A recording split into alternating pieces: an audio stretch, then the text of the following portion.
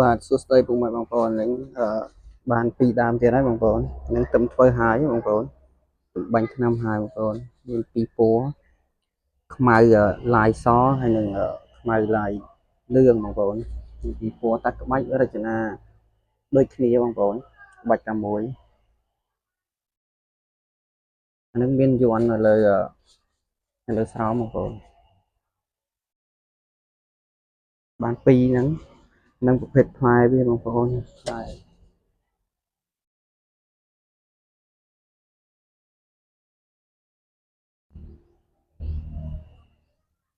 បងប្អូនមានពីរដើមនឹងទឹមធ្វើហើយបងប្អូននឹងតម្លៃ160000បងប្អូនលក់ធូរបងប្អូន160000យកដាក់តាំងទាំងអស់គ្នាបងប្អូន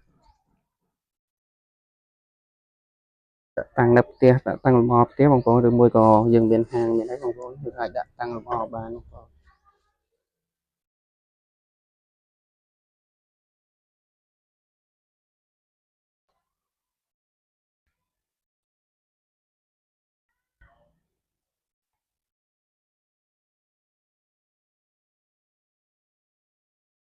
បងប្អូនអាហ្នឹងមកគូវាបងប្អូនប៉ុនគ្នាបងប្អូននឹងមកគូអានេះអ្នកមកអ៊ុកអានេះអ្នកមកពុទ្ធាយៈបងប្អូនណា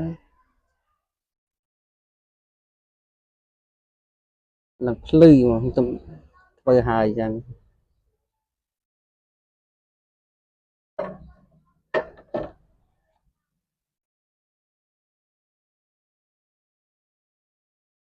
ស៊ុប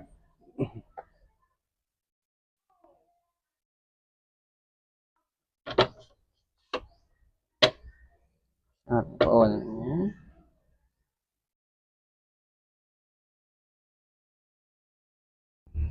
ភ្លឺអាឡូងនឹងប្រភេទឈើឆ្លេចបងប្អូនឈើឆ្លេច